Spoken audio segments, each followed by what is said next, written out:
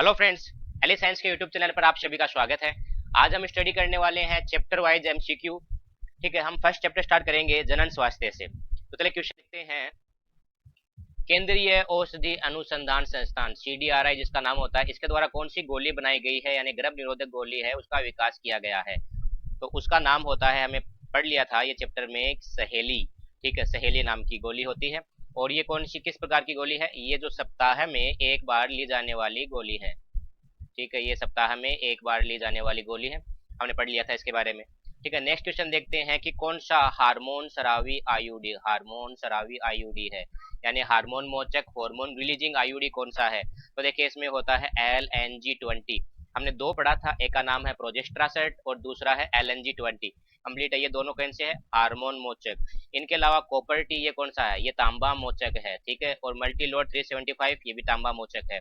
बच गया कौन सा एक, लिपेस लूप, वो कौन सा होता है, वो औषधि रहित आईयूडी है। ठीक है, इसमें फिर नाम आता है रोपण। ये रोपण क्या है, ये आरोपण हमने जो पढ़ा है, जो गर्भ निरोधक के लिए साधन काम में लेते हैं, उसका नाम है।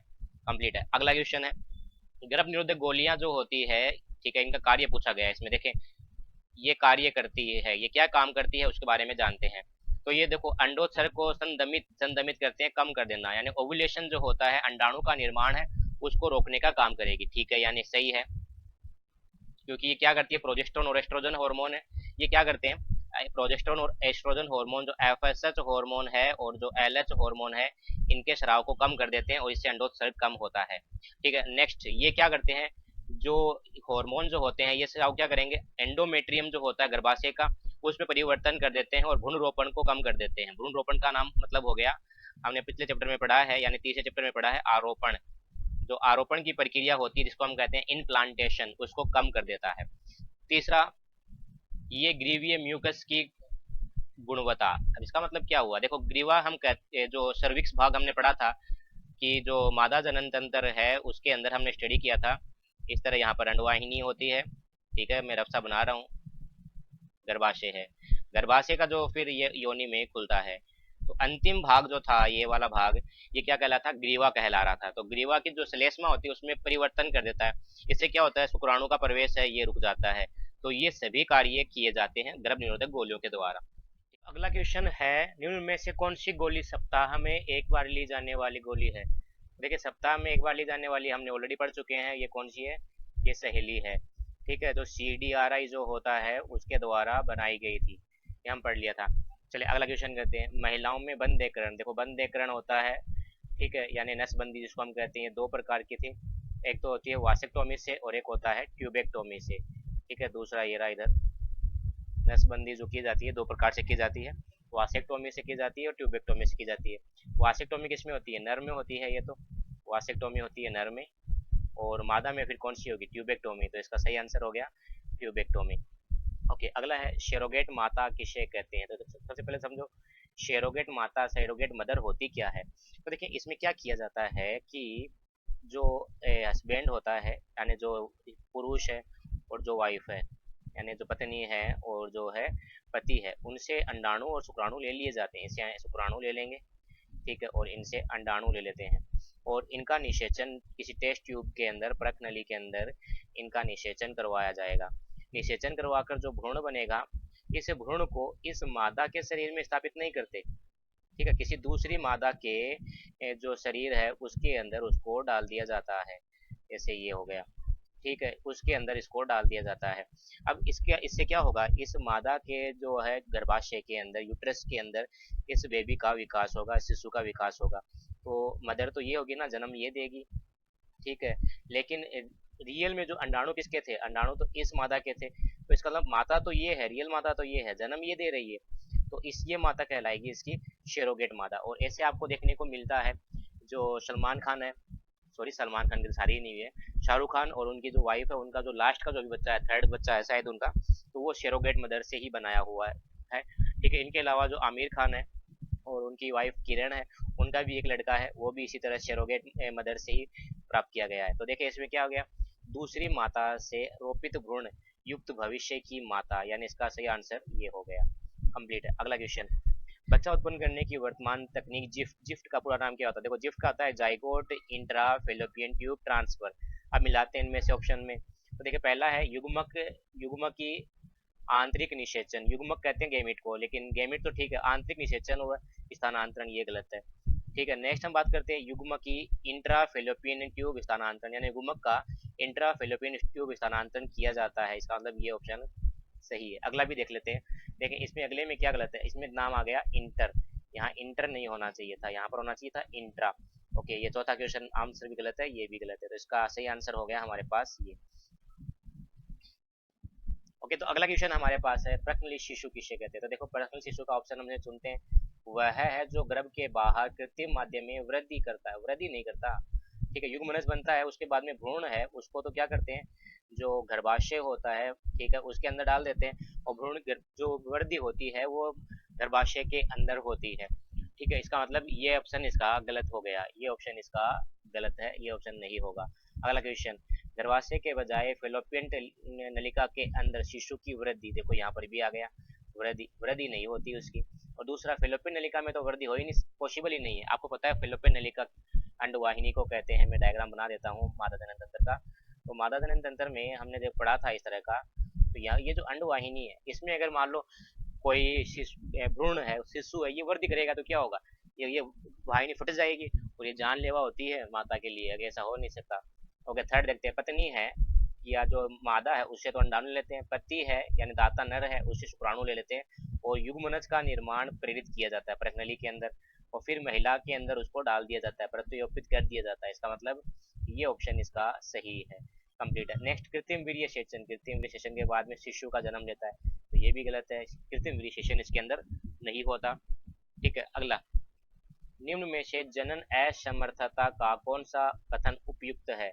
जनन असमर्थता का मतलब हो गया बंधेकरण होना, बांझपन आना, संतति उत्पन्न नहीं करना। तो पहला ऑप्शन देखते हैं इसमें, दंपति जो असुरक्षित लैंगिक संपर्क यानी यौन संबंध बनाए, रिलेशनशिप बनाए और असुरक्षित है, इसका मतलब उसमें कोई भी प्रोटेक्शन काम में नहीं लिया गया, यानी कोई प्रॉपर्टी काम में नहीं ली गई है, कोई बैरियर मेथड जैसे कॉन्डोम्स है, डायफ्राम है, ये यूज में नहीं लिया गया है, उसके बाद भी क्या हो, इसमें बच्चे उत्पन्न करने में असमर्थ रहते हैं, इसका मतलब ये ऑप्शन सही है, और बाकी के चारों ऑप्शन इसके अंदर फिर तीन ऑप्शन गलत है। चलिए अगला क्वेश्चन देखते हैं। अगले क्वेश्चन में देखो एसटीडी के बारे में पूछा गया है। एसटीडी का मतलब हो गया सेक्सुअली ट्रांसमिटेड डिजीज, यौन संचरित रोग। प्रतिजैविक कोश है यानी एंटीबायोटिक से उपचारित नहीं हो सकते, यानी चार जो रोग दिए गए हैं इनमें से कौन सा रोग है उनको एंटीबायोटिक देकर, प्रतिजैविक देकर ठीक नहीं किया जा सकता। तो देखिए प्रतिजैविक पहले मारते कि इनको, अब समझे आप, जितने भी एंटीबायोटिक है, यहाँ नाम लेता हूँ मैं, एंटीबायोटिक, ठीक है, एंटीबायोटिक होते हैं, ये हमेशा मारते हैं बैक्टीरिया को, केवल बैक्टीरिया को मारते हैं, ना कोई वायरस को मारेंगे, ना वायरस को मारेंगे ना प्रोटोजोआ को मारते हैं, बैक्टीरिया को मारते हैं, केवल जीवाणु को मारते हैं। तो इसमें से देख लेते हैं, देखिए गोनोरिया, पहला हम देखते हैं गोनोरिया, गोनोरिया बैक्टीरिया से होता है, इसका मतलब इसका इलाज एंटीबायोटिक से हो सकता है। सिफिलिस, इसका इलाज भी एंटीबायोटिक से हो सकता है। क्लेमीडिया था, ये भी बैक्टीरिया से होता है, मतलब एंटीबायोटिक से इलाज हो सकता है। जेनिटाइल हर्पीज, हर्पीज जो होता है आपको पता है ये वायरस से होता है, जिसका नाम है सिंप्लेक्स वायरस, हमने कहा था ना हर्पीज है, याद करने में आसान है, सिंपल है एकदम, तो आप इसका नाम है हर्पीज सिंप्लेक्स वायरस। तो वायरस का इलाज एंटीबायोटिक से नहीं हो सकता, तो इसका सही ऑप्शन हो गया हमारे पास ये, केवल डी, कंप्लीट है। ओके, अगला क्वेश्चन देखते हैं कि नोर प्लांट क्या है, नोर प्लांट, ठीक है, नोर प्लांट ये, तो देखो ये नाम नोर प्लांट हमारा दूसरी बार आ चुका है। तो नोर प्लांट क्या होता है, नोर प्लांट भी एक गर्भ निरोधक उपाय है, एक तरह का ये टीका है, इंजेक्शन है, जो त्वचा पर लगाया जाता है। अब आपको पता है ये इंजेक्शन है तो किनका संयोजन होगा, एस्ट्रोजन और प्रोजेस्ट्रोन का, तो प्रोजेस्ट्रोन ये रहा हमारे पास, इसका मतलब ये ऑप्शन सही हो गया। इसमें सक्रिय घटक के रूप में, सॉरी, इसमें सक्रिय घटक के रूप में प्रोजेस्ट्रोन होता है, तो ये ऑप्शन इसका सही हो गया। नेक्स्ट क्वेश्चन है, निम्न में से कौन सा जन्म नियंत्रण की अवरोधक विधियों में सम्मिलित रही नहीं है। योनीय पाउच, यानी ऐसा पाउच जो योनि को ढक लेता है, होगा ये, डायफ्राम होगा, ग्रीवा केप होगा। देखो योनीय पाउच को हमने नाम दिया था वोल्ट, उसको वोल्ट कहा था, ठीक है।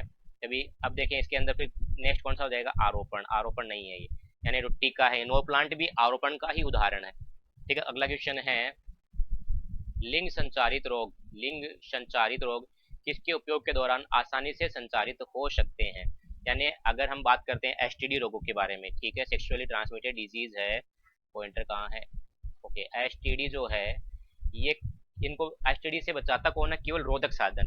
तो देखें आ जाते हैं, डायफ्राम रोधक साधन है, बैरियर मेथड है, इसका मतलब ये क्वेश्चन गलत, ऑप्शन गलत है। ग्रीवियर केप, ये भी गलत है क्योंकि ये भी रोधक साधन है, ये एसटीडी से बचाता है, लेकिन यहाँ पर क्वेश्चन में क्या है, आसानी से संचरित हो सकते हैं, यानी फैल सकते हैं। तो कौन से फैल सकते हैं, जो जन्म नियंत्रण गोलियां, यानी जो गर्भ निरोधक गोलियां हैं, अगर उसके काम में लेते हैं तो ये केवल गर्भ निरोधन से बचाती है, ये गर्भ धारण से नहीं बचाएगी, सॉरी गर्भ धारण से ही बचाती है, एसटीडी से नहीं बचाएगी, एसटीडी से नहीं बचाएगी। कंप्लीट है। अगला क्वेश्चन, डायफ्राम रबर दमलाकार संरचना है, ये शुक्राणु को जाने से रोकता है। तो देखिए डायफ्राम क्या होता है, कैसा होता है, मैं डायग्राम बना देता हूँ एक बार इसको। जैसे ये मादा जनन तंत्र है, कंप्लीट है, ये इस तरह सिंपल सा बना देता हूँ मैं रफ्सा, ठीक है। तो ये यहाँ पर ऐसे लगता है, ये जो मैं ग्राफ बना देता हूँ ये यहाँ लगता है। अब यहाँ लगता है तो ये क्या करता है, जो शुक्राणु है उनको ग्रीवा में जाने से रोकता है, सर्विक्स पार्ट है ना गर्भाशय का, उसमें जाने से रोकेगा। ये ना तो वेस्टिब्यूल में जाने से रोकेगा और ना योनि भाग में जाने से रोकेगा। अब ये दोनों क्या है, वेस्टिब्यूल क्या है, योनि क्या है, इनके बारे में मैंने आपको थर्ड चैप्टर के अंदर बता दिया था।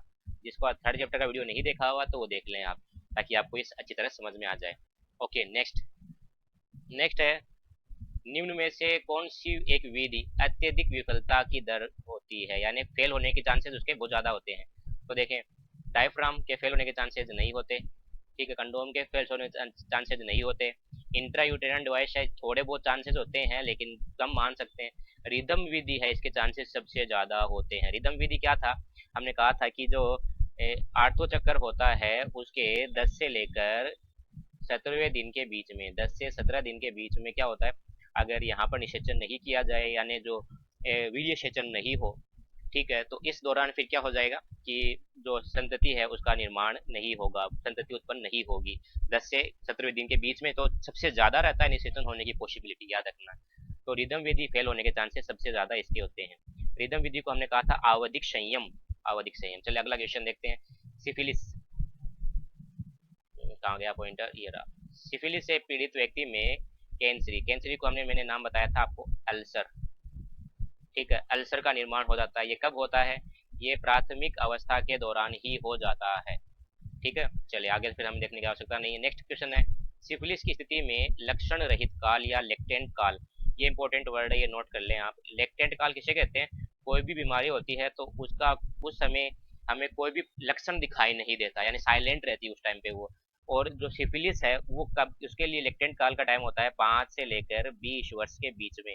तो यहाँ पर देखो पहला ऑप्शन है, पॉइंटर हमारा कहाँ है, ओके, पहला ऑप्शन में सप्ताह है, ठीक है, दूसरे ऑप्शन में भी सप्ताह है, और तीसरे ऑप्शन में भी सप्ताह है, और चौथे ऑप्शन में वर्ष है 20 वर्ष, यानी इसका ऑप्शन हो गया हमारा 20 वर्षों के लिए। अगला क्वेश्चन देखते हैं, निम्न में से कौन सा एसटीडी तथा रोगकारी जीव सही सुमेलन नहीं है, पहले से देखते हैं, ठीक है, पॉइंटर आ जाए, जेनेटाइल वर्ड्स।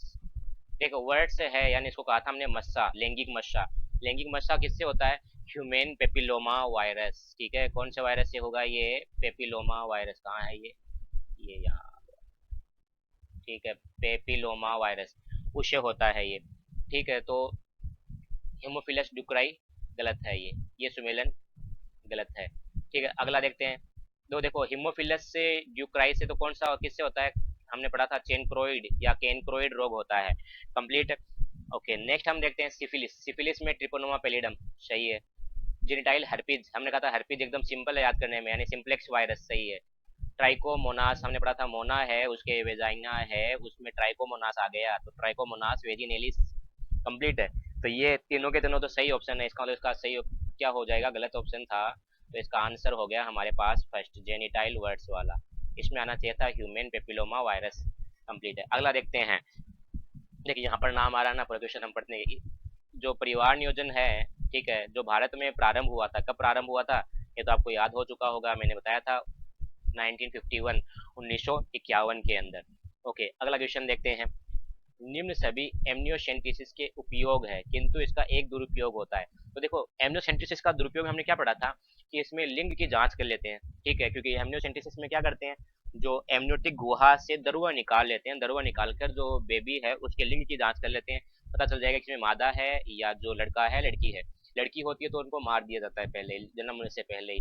तो ये एक इसका दुरुपयोग है। तो देखिए इसमें से कौन से में ऐसा मिलता है, तो हमें ये चौथे मिलता है कि लिंग का परीक्षण करने हेतु फिर इससे क्या होता है, फेटिसाइड में वृद्धि होती है। देखो एक चीज याद रखें, जहां पर भी आपको साइड मिलता है ना, साइड का मतलब होता है मारना, ठीक है, साइड का मतलब होता है मारना। जैसे आपने पढ़ा सुसाइड, खुद को मारना। पेस्टिसाइड, जो पेस्ट होते हैं ना, दीमक है, उन सभी को मारना, पेस्टिसाइड। हर्बिसाइड यानी जो खरपतवार है, हर्ब यानी क्या होते हैं, हर्ब कहते हैं हम खरपतवार को। साग, साग होता है इनका शाब्दिक अर्थ साग, पेड़ पौधों के लिए हर्ब वर्ड काम में लेते हैं। तो हर्बिसाइड खरपतवार को मारने के लिए काम में लेते हैं। अगर किसी मनुष्य मनुष्य में मारा जा रहा है तो होमोसाइड। तो इस तरह साइड का मतलब होता है मारना। चलिए अगला क्वेश्चन देखते हैं। पॉइंटर। चलिए अगला क्वेश्चन है, ट्यूबेक्टोमी या ट्यूबल लाइगेशन। ट्यूबेक्टोमी का दूसरा नाम ये भी होता है, याद रखना है, ट्यूबल लाइगेशन के संदर्भ में कौन सा कथन सही नहीं है। सही नहीं है, याद रखना है, नहीं चुनना है हमें, गलत कथन चुनना है। तो यह वासेक्टोमी की अपेक्षा अधिक कठिन है तथा पश्चगामी के लिए अधिक कठिन होता है। तो देखिए ये सही है, वासेक्टोमी आसानी से हो सकता है, ये नहीं होता। अंडोत्सर्ग नहीं होता अतः निषेचन संभव नहीं है, ये गलत है। ये जो वासेक्टोमी होता है ना, उसमें तो अंडोत्सर्ग तो होगा ही, ठीक है, मैंने आपको उसमें बताया था कि जब अंडवाहिनी को काट देते हैं तो अंडाशय तो सही सलामत है अभी भी, तो अंडोत्सर्ग तो होगा, अंडाणु का निर्माण तो होगा ही। इसका मतलब ऑप्शन इसका कौन सा सही हो गया हमारे पास, इसका ऑप्शन सही हो गया हमारा दूसरा ऑप्शन, ये है इसका ऑप्शन सही इसका। ओके नेक्स्ट क्वेश्चन देखते हैं। निम्न में से कौन सा हार्मोन जन्म नियंत्रण की हार्मोनल वृद्धि के दौरान उच्च स्तर पर बना रहता है। तो देखिए मैंने आपको क्या बताया था, जो गर्भ निरोधक गोलियां होती है ना, ये प्रोजेस्ट्रोन हार्मोन और एस्ट्रोजन हार्मोन का संलयन होती है, प्रोजेस्ट्रोन और एस्ट्रोजन का। इसका मतलब प्रोजेस्ट्रोन है ये ज्यादा निकलेगा। प्रोजेस्ट्रोन जब ज्यादा निकलेगा तो जो एल एच हार्मोन है और जो एफ एस एच हार्मोन है, इन पे नेगेटिव फीडबैक जाता है, ऋणात्मक जो फीडबैक जा रहा है, इसकी वजह से ये हार्मोन कम निकलते हैं। तो ज्यादा निकलने वाला कौन सा हो जाएगा, प्रोजेस्ट्रोन। ओके अगला क्वेश्चन देखते हैं। हार्मोन आधारित गर्भ निरोधक का अंतर्निवेशित रूप है, अंतर्निवेशित रूप है। तो अंतर्निवेशित रूप में देखो क्या हो गया, ये जो अंतर्निवेशित रूप है वो होता है डिवो प्रोवेरा। तो देखो ये जो नोप्लांट और डिवो प्रोवेरा है ना, ये त्वचा पर लगाए जाते हैं। इनके बारे में आपको एक फर्दर अलग वीडियो बना दूंगा अगर आपको जरूरत होगी तो। ठीक है अगला क्वेश्चन देखते हैं। जन्म नियंत्रण के दौरान रिदम विधि, देखिए वापस आ गई है, रिदम विधि यानी आवधिक संयम। आवधिक संयम में दंपति लिंगन से बचते हैं, यानी जो रिलेशनशिप है संबंध से बचते हैं। कब बचते हैं, तो हमने कहा था देखो 17वें से, सॉरी 10वें से 17वें दिन के बीच में नहीं होना चाहिए, क्योंकि 14वें दिन तो क्या होता है, अंडोत्सर्गी की प्रक्रिया संपन्न होती है। तो इससे 2-3 दिन पहले और इसके 2-3 दिन बाद में तक बचना चाहिए। उस दौरान संबंध नहीं बनाना चाहिए, सेक्सुअल रिलेशनशिप नहीं बनाना चाहिए। तो देखिए इसमें से कौन सा ऑप्शन हमें ऐसे मिल जाएगा, तो देखो ये मिल गया, अंडोत्सर्ग के 3 दिन पहले व 3 दिन बाद। तो 3 दिन पहले का मतलब हो गया 10 और 3 दिन बाद का मतलब हो गया 17। तो इनके बीच में नहीं होना चाहिए। कंप्लीट है। अगला क्वेश्चन देखते हैं। निम्न में से कौन सी विधि अवशोषण के दौरान उपयोगी है। ये तो केमिस्ट्री का क्वेश्चन आ गया, ये क्वेश्चन हमें नहीं देखना है, ठीक है मैं काट देता हूँ, गलत टाइप कर दिया। चले अगला क्वेश्चन। निम्न में से कौन से हार्मोन की क्रिया RU486, ठीक है, जिसको हम कहते हैं मिफेप्रिस्टोन। तो देखिए ये जो मीफेप्रिस्टोन है ना, ये हार्मोन क्या करता है, ये हार्मोन नेगेटिव फीडबैक भेजता है, किसके लिए, प्रोजेस्टेरोन हार्मोन के लिए।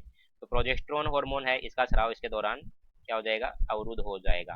कंप्लीट है। नेक्स्ट तो अगला क्वेश्चन हमारे पास है कि निम्न में से कौन सा एसटीडी, एसटीडी का मतलब हो गया यौन संचरित रोग, बैक्टीरियम द्वारा उत्पन्न नहीं होता, यानी बैक्टीरिया द्वारा नहीं होता।